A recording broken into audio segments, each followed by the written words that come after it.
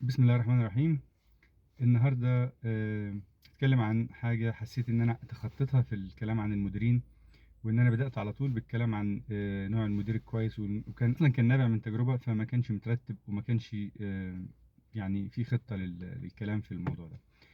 ولكن اكتشفت إن لو بدأت الكلام عن الانترفيو الأول، وإزاي ندخل انترفيو مع شركات كبيرة، لما تيجي الفرصة دي وأدخل اتعامل ازاي مع الانترفيو، والانترفيو نفسه بيكون عبارة عن ايه الهدف اللي الشركة بتكون عاوزاه من الانترفيو، ايه اللي عايز تعرفه مني، وفي نفس الوقت انا ايه اللي المفروض اكون مستهدف ان اعرفه عن الشركة وعن الناس اللي فيها من الانترفيو.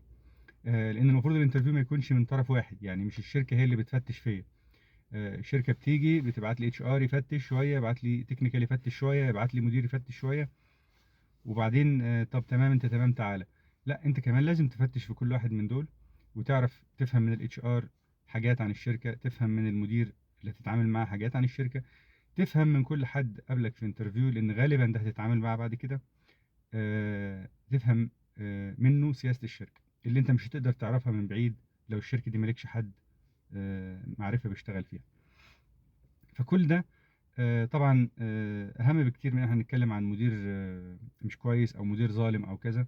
لان من الاول احنا ممكن من وقت الانترفيو نعرف البيئه اللي هنشتغل فيها دي بيئه توكسيك ولا بيئه صالحه هتضيف لي واعرف اضيف فيها واتطور، وكمان الشركه تستفيد مني. حسيت ان ده اللي المفروض نبدا بيه بالتفصيل طبعا، لان في كلام كتير يتقال.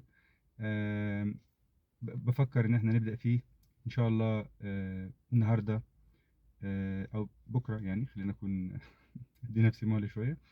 بكره هيكون اول فيديو عن الانترفيوز، وعن نفتش في الشركه ازاي قبل ما ندخل الشركه، ورجلنا تغرز جواها وتبقى خلاص بقى ايه آه، مشكله اكبر يعني. شكرا، ونشوفكم في الفيديو النهارده او بكره ان شاء الله.